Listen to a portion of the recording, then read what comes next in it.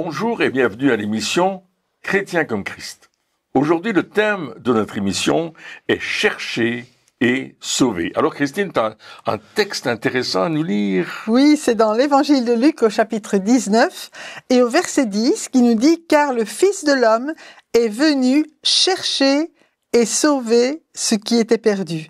Et ce verset, il le donne dans le cadre de Zachée, quand il est venu vraiment et il est allé chez Zachée et tout le monde était très étonné de ce que Jésus allait chez un pécheur, mais Jésus dit, mais voilà pourquoi je suis venu en fait, pour venir chercher et sauver ce qui était perdu. Oui, alors aujourd'hui on commence une nouvelle série sur le livre 31 clés au cœur du salut, de la délivrance et de la guérison divine, écrit par Pierre Beumier. Et donc c'est vrai qu'on commence par le salut, et là c'est intéressant quand même ce texte qui dit chercher et sauver ceux qui étaient perdus. C'est des fois on aimerait plutôt que ceux qui sont perdus viennent à nous. Et que nous, on soit juste là quelque part pour les accueillir en disant « Ah, ben, t'as fait ton petit bonhomme de chemin, c'est bien, t'as trouvé le trésor, ok, voici le plan du salut. » Mais dans ce contexte-ci, Jésus, il force un peu les choses quelque part. C'est pas juste qu'il attend que ça se fasse, il fait. Oui, et alors, en fait, le terme « chercher », dans le grec, c'est le terme zétéo, qui veut dire chercher dans le but de trouver. Donc, vraiment, on voit ici l'amour de Dieu pour l'humanité. Jésus est venu pour nous sauver, pour sauver tous les hommes, toutes les femmes de l'humanité, et il va tout faire pour les trouver. Et bien sûr, c'est le ministère de Jésus, mais ce ministère, c'est aussi notre ministère aujourd'hui, de chercher et trouver pour sauver ceux qui sont perdus. En même temps, si tu cherches et que ton but c'est pas de trouver, je vois pas pourquoi tu cherches. Alors, mais c'est vraiment en même temps chercher, c'est aussi parce qu'il y a différents moyens de voir ce mot, ce fameux mot chercher, parce que tu peux dire, comme quand tu demandes à tes enfants, cherchez dans votre chambre si, parce que ils ont perdu quelque chose, et donc ils vont chercher dans la chambre, mais chercher pour eux, ça veut dire bien souvent rentrer dans la chambre, regarder à gauche, à droite, pas forcément allumer la lumière, c'est pas forcément nécessaire, et puis revenir et puis dire ah mais j'ai rien trouvé, il y a ça, et puis il y a une autre phrase qui est bien connue et qui dit rien n'est perdu tant que maman n'a pas cherché. Ça, c'est vrai. C'est pas comme les clés. C'est pas la même façon de faire. C'est-à-dire que on peut chercher, quelque chose peut être perdu, puis on cherche un petit peu parce que il n'a pas vraiment d'importance pour nous, ou pas tant que ça. Et si on le retrouve pas, c'est pas la fin du monde. On peut aller en chercher un autre. Enfin, on va dire ça comme ça, en acheter un autre. Mais il y a des fois où on cherche et on a intérêt à trouver. Et là, on va redoubler d'efforts pour pouvoir trouver cette chose que l'on cherche. Oui. Et je pense que c'est plutôt ce sens-là qu'on utilise ici. Absolument. Et puis ça me fait penser vraiment aux paraboles de Jésus avec la brebis perdue. D'abord, il sait ce qu'il cherche. Et ça, je crois que c'est important aussi. Parfois, on cherche et on sait pas ce qu'on va trouver. Mais lui, il sait ce qu'il cherche. Dans la brebis perdue, il savait qu'il y avait une brebis qui était perdue. C'est celle-là qu'il voulait. Et il est allé jusqu'au moment où il l'a retrouvé. Et c'est ça, chercher pour trouver. C'est ne pas s'arrêter jusqu'à ce qu'on l'ait trouvé. Et la deuxième parabole, c'est avec la dame qui cherche ses drachmes, ses pièces. Et là aussi, elle va fouiller partout. Elle ne va pas s'arrêter jusqu'à ce qu'elle l'ait trouvé parce que c'est précieux. Oui, et puis une fois qu'elle l'a trouvé, elle va inviter tout le monde. Elle invite tout le monde tellement elle est contente. La fête. Ouais, c'est ça. Et c'est ça. Donc, à quel point est-ce qu'on cherche? C'est ça aussi. Ouais. Quelle est notre motivation? Jusqu'où est-ce qu'on va? Jusqu'où est-ce qu'on va? Quelle est l'énergie est-ce qu'on va déployer pour le faire? Parce que c'est vraiment ça la question. On peut utiliser le même mot dans la bouche de tout le monde quelque part, mais ne pas avoir la même signification pour l'un et pour l'autre. Et là, il faut qu'on se dise, ok, la signification ici, c'est que vraiment, on va aller jusqu'au bout. Parce qu'ici, il dit chercher et sauver.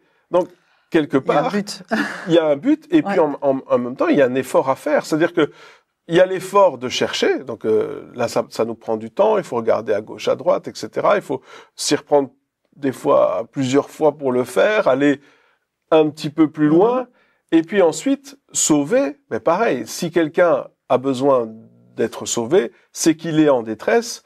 Et s'il est en détresse, pour le sauver, il va falloir que je fasse des efforts aussi. Oui. Donc, il y a vraiment beaucoup d'efforts à faire quelque part. Je voyais les sauveteurs en mer qui vont chercher un bateau qui s'était retourné, on voyait ça là, dernièrement, et puis ils sont partis avec l'hélicoptère, ils ont cherché la personne qui était dans l'océan quelque part, parce que le bateau il avait coulé, et puis la personne qui le conduisait était quelque part, le skipper était quelque part, et ils ont cherché, parce que la nuit était en train d'arriver, avec leurs lampes, leurs phares, ils ont cherché jusqu'à ce qu'ils trouvent l'homme, et à ce moment-là, le sauveteur est sauté à l'eau, l'a attaché, puis ils l'ont sauvé. Donc c'est vraiment une recherche ardue pour trouver et pour sauver la personne qui est perdue. Et c'est ce que Jésus a fait. Il a quitté sa gloire, nous dit la parole de Dieu, et il est venu sur la terre où il y a ce désordre, ce péché qui est partout, le monde qui est sans dessus-dessous, qui est dans le tohu-bohu, si je veux employer un terme hébreu, et il est venu pour chercher et sauver ceux qui sont perdus et qui savent qu'ils sont perdus et qu'ils ont besoin de secours. Et ça, c'est extraordinaire. Amen. Et c'était le cas justement de Zachée. Mais Zachée, Jésus aurait pu ne pas le voir puisqu'il était monté sur un sycomore, mais il savait qu'il était là. Et il a dit, mais il faut aujourd'hui que je rentre dans ta maison. Et Zachée était par excellence la personne qui avait besoin d'être sauvée. C'était, voilà, on sait que c'était un pécheur, que c'était vraiment pas quelqu'un de recommandable, mais en même temps, c'est quelqu'un qui cherchait Jésus. Oui, il voulait le voir. Il voulait le voir, c'est ça. Et donc, c'est ce qui s'est passé. Mais Jésus s'est arrêté. Il a pris la peine d'être dénigré quelque part par les autres en disant, mais tu n'as pas à rentrer dans la maison d'un pécheur. Donc, là aussi, il a pris un risque, entre guillemets, et il s'est donné entièrement, mais il a dit, mais c'est pour ça que je suis venu. Je suis pas venu pour des biens importants. Je suis venu pour des malades, mais qui savent qu'ils ont, comme tu le disais, qui savent qu'ils ont ce besoin d'être sauvés, ce besoin de changer de vie, etc. Oui, et puis quand tu reparles du sauveteur, mais il se met en danger, comme Jésus, quand il était chez Zachée, il se met en danger parce qu'il jette à l'eau. C'est pas qu'il dit, ah, mais vas-y, attrape la corde, Non, il jette à l'eau pour aller chercher la personne là où elle se trouve. qui est perdue.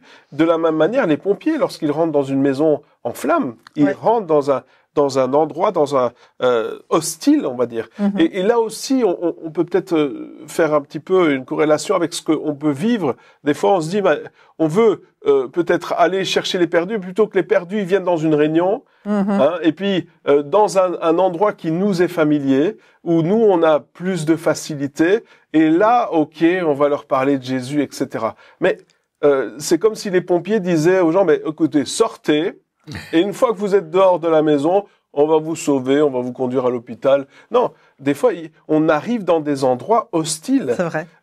Une maison en feu, c'est un endroit hostile. Zachée, Jésus, lorsqu'il a été chez Zachée, alors, bien sûr, Zachée l'accueillait, mais il était quand même dans un environnement assez hostile, vu que tout le monde le critiquait en disant, mais comme tu l'as dit, mais qu'est-ce que tu fais là? On peut pas rentrer chez un voleur, ça va pas, t'as vu avec qui il s'associe. Donc, il a subi les critiques.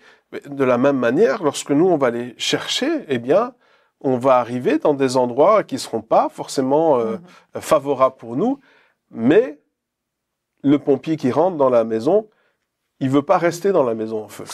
Non, c'est vrai.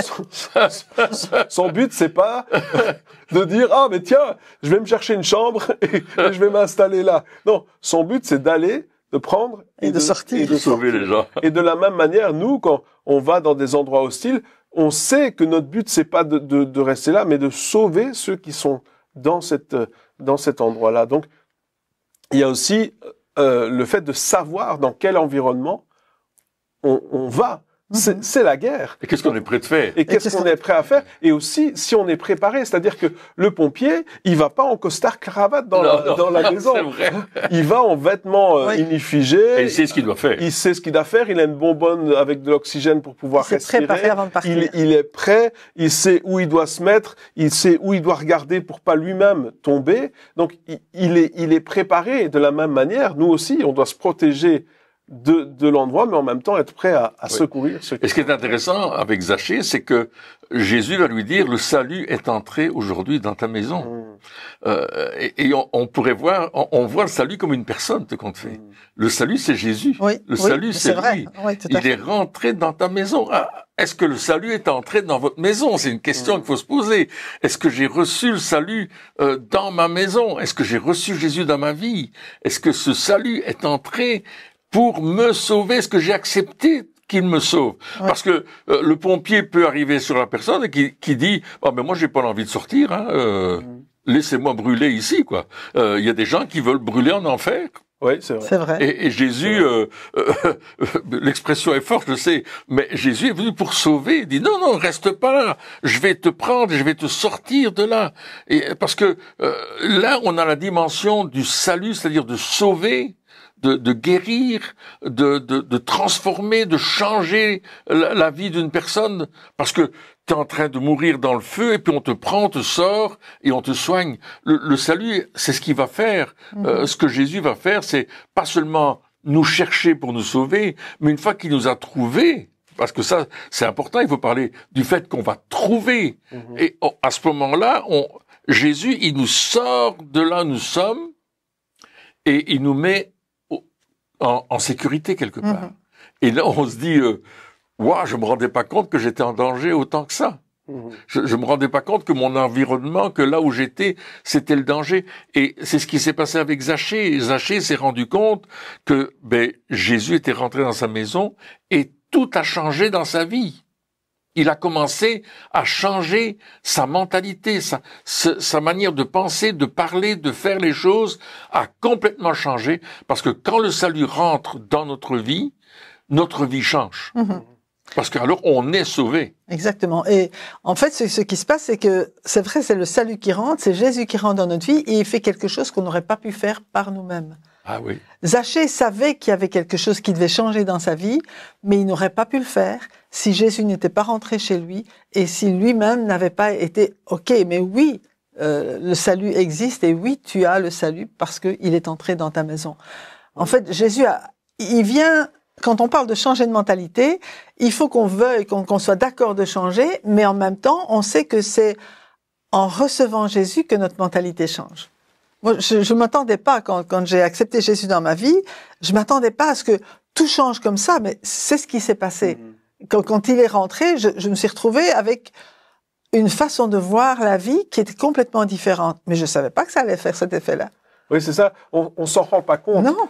Parce que justement, des fois, de la même manière, quand on reprend la maison en feu, il y a des gaz, la fumée, etc. Et qu'est-ce que ça fait? Ça évanouit. À un certain moment, on perd connaissance, malgré le fait que le danger est là, que la mort est imminente, etc. Eh bien, on n'a plus la force, la capacité. On est comme paralysé, on sait plus avancer, on n'a plus d'air. C'est compliqué. Et c'est la même chose. On sait qu'on a besoin d'être sauvé, mais on ne peut pas se sauver soi-même. C'est ça. Et là, encore une fois, lorsque on parle de chercher et sauver, on voit quand même l'amour de Dieu pour nous. Ouais. Parce que que Jésus ait pris le temps pour nous chercher, nous, pour qu'il ait pris le temps pour venir là où on était, dans le danger dans lequel on était, dans la situation dans laquelle on était, il a pris le temps pour venir jusqu'à nous et pour nous sortir de là quelque part. Et donc, je me dis aussi, lorsque Jésus, il a vu Zachée, tu disais, Zachée, il était loin, il aurait pu le louper, il était au sycomore, il aurait pu le louper, mais Jésus, il a été attentif. Ouais. Et de la même manière, peut-être qu'on peut demander aussi au Saint-Esprit, nous-mêmes, vu qu'on est appelé à faire les mêmes œuvres que Jésus, d'être attentif. Seigneur, montre-moi quelle est la personne que tu mets sur mon chemin aujourd'hui, ou cette semaine, ou pour un mois. Je sais pas, peut-être que des fois, il y a des personnes, c'est facile à les atteindre, on va dire. Hein, tu les cherches 5 minutes, ils sont là, tu les sauves, c'est génial, ça va super vite. Mais il y a certaines personnes qui sont peut-être récalcitrantes, ou qui, comme tu dis, il y a des gens qui, à la base, veulent pas être sauvés, ou pensent ne pas vouloir être sauvés. Ou ne pas avoir besoin. Ou ne pas avoir besoin d'être sauvés. Et toi, tu es là et tu te dis, ben peut-être je me suis trompé de personne, peut-être que il veut pas être sauvé, que je me suis trompé, je vais aller voir. Alors que, et le Saint-Esprit nous dit, non, continue, persévère, continue à prier, sois toi-même, continue à prier pour cette personne, pour un changement, ou peu importe. Et puis, à un certain moment, il y a quelque chose qui se passe. Et là, la personne réalise, mais flûte alors, j'ai besoin d'être sauvé. Ouais. J'ai besoin d'être sauvé. Et là, eh bien, c'est une victoire. Mais ça prouve l'amour de Dieu au travers de nous pour ces personnes qui sont justement qui sont en train de se perdre, parce que si elles ont besoin d'être sauvées, c'est parce qu'elles sont perdues. Oui, et ça, tout à fait. C'est la réalité des choses. Et c'est intéressant, le mot sauver, c'est le mot sozo. Et il se définit, alors je lis la définition, par garder sain et sauf, délivrer du danger ou de la destruction, sauver quelqu'un d'un préjudice ou d'un péril, sauver quelqu'un qui souffre de maladie, le guérir, lui redonner la santé, préserver le préserver de la destruction. Et c'est ce que Jésus est venu. Il est venu pour délivrer, guérir, transformer, sauver. C'est le ministère complet, tout compte fait, de Jésus. Oui. C'est redonner la vie, quelque part. C'est redonner la vie. Mais il y a un principe aussi, c'est que il ne va pas le faire sans nous, sans l'accord de la personne. Jésus ne sauve pas, je vais dire, automatiquement. Il ne force pas le salut. Il ne force pas le salut. Et bon, quand tu parlais tout à l'heure de quelqu'un qui voulait rester dans le feu, je ne sais pas si les pompiers vont le laisser quand même. Mais... il faut l'assommer. C'est ce qu'on fait avec les personnes quand elles se noient. Ouais. On les assomme. Hein. Alors, moi, j'ai suivi des cours de sauvetage. Hein, ils nous apprennent à assommer une personne pour pouvoir la sauver. Sinon, elle va se débattre, elle va t'enfoncer. Elle va nous noyer avec. Oui, c'est ça. Ouais. Donc, même si elle veut être, là ici, c'est pas la même chose. Elle veut être sauvée, mais comme elle ne sait pas comment faire et qu'elle sait pas, elle va se débattre. Et si on l'assomme pas ou on la maîtrise pas, eh bien, à ce moment-là, elle va nous entraîner avec dans la chute, quoi. Exactement. Et ça introduit peut-être le verset qui dit quand Jésus est venu, il a commencé à prêcher en disant repentez-vous car le royaume des cieux est proche. Et se repentir, c'est vraiment changer d'attitude, changer de mentalité, changer d'intention, mais ça veut dire aussi renoncer quelque part à ce qu'on pensait avant. Et réaliser que notre façon de faire, notre façon d'agir ou de penser était pas correcte. Donc, quand on parle de changement, il y a toujours un abandon de ce qu'on vivait auparavant pour rentrer dans quelque chose de nouveau. Et c'est un peu ça. Il fallait que celui qui se noie, je veux dire, s'abandonne entre les mains de son sauveteur. Sinon, il ne serait jamais arrivé. Oui, et puis je me dis aussi que se repentir, ça veut dire forcément, alors que il devait peut-être savoir ou être conscient à ce moment-là qu'il y avait quelque chose qui allait pas. Ou quelque chose qu'il faisait, en tout cas. Ouais, c'est ça. Ils ont dû parce que des fois on fait les choses qui sont peut-être pas bonnes, et puis on se donne des excuses, des prétextes pour pouvoir les faire et se dire et continuer à les faire en se disant finalement c'est pas si grave, tout le monde le fait. Enfin, il y a plein de choses qui font que on continue à les faire encore et encore, et pour un peu apaiser notre conscience quelque part. Mais je pense que quand il y a cette confrontation avec repentez-vous, c'est comme si toutes les excuses s'évanouissent tout d'un coup, et là, ce qu'on fait revient fortement à la surface, et il y a un poids qui est là et qui dit wow, tu vois ça, c'est vraiment pas bien. Et là, il y a un choix. C'est ça la repentance. Absolument. La repentance, c'est pas le remords. Le remords, c'est j'ai mal fait, ou je m'en veux vraiment, c'est de ma faute, etc. Non. La repentance, c'est à un certain moment, je dis ça c'est pas bien, je vais changer.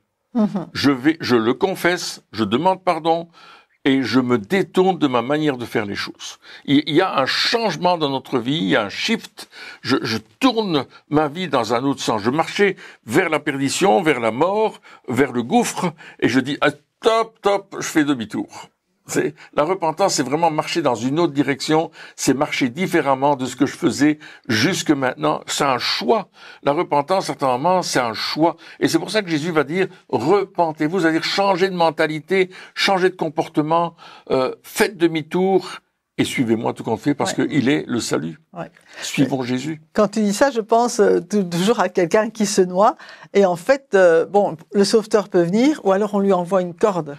Et il a besoin de saisir la corde pour être sauvé. Et ça, en fait, c'est ça. La personne se rend compte, waouh, j'y arrive pas, mais il faut qu'elle saisisse la corde. Et le seul salut pour elle, c'est la corde. Et de la même manière, le seul salut, la seule façon de changer et de se mettre vraiment sur la voie qui est la bonne, c'est de choisir Jésus et de le recevoir. Oui, et puis il y a une raison à la repentance. C'est-à-dire que ici, il dit, repentez-vous, parce que, c'est pas repentez-vous, point. Donc, repentez-vous parce que le royaume de Dieu est proche, ou d'autres versions, il dit le royaume de Dieu est à portée. C'est-à-dire que, enfin, tu peux accéder au royaume de Dieu maintenant. Enfin, il y a un salut pour toi.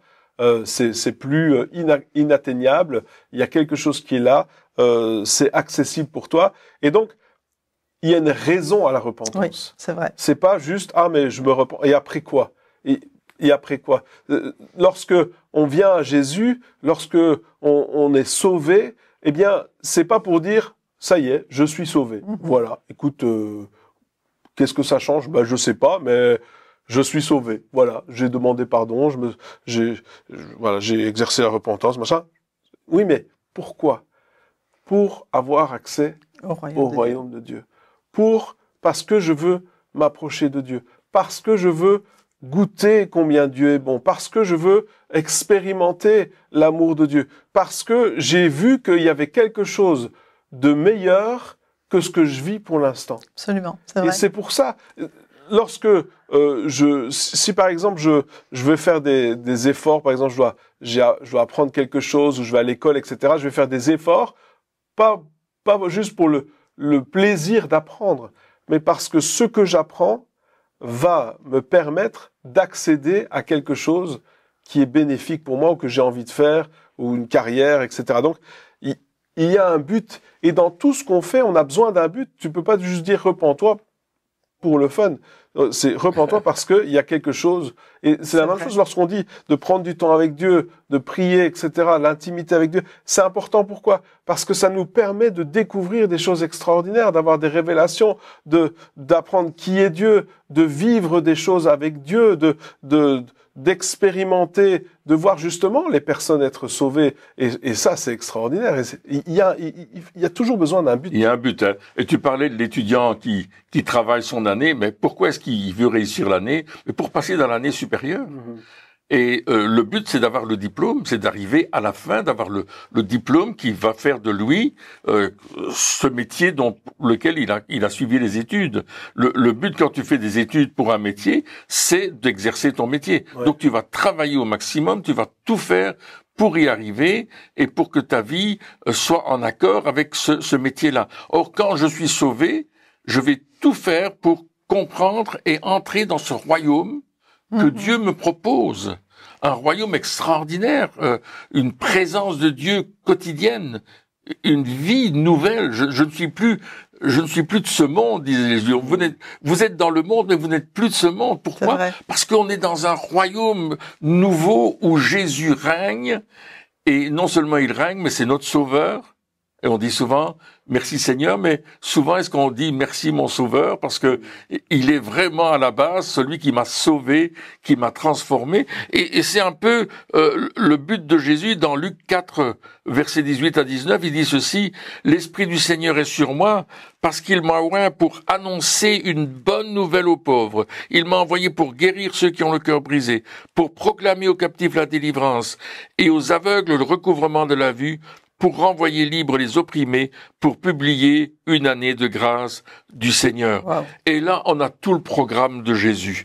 On a tout le programme de notre Seigneur Jésus qui vient nous sauver, mais avec le salut, il y a plus. Avec le salut, il y a encore plus, parce que le royaume, c'est pas simplement un changement de place ou d'endroit, c'est vraiment entrer dans une nouvelle dimension, qui est une dimension céleste, où Jésus pourra dire que ta volonté soit faite sur la terre comme elle est faite au ciel. Amen. Dans le royaume, on vit cette dimension-là. Et c'est ce que Jésus est venu apporter, une bonne nouvelle, annoncer une bonne nouvelle.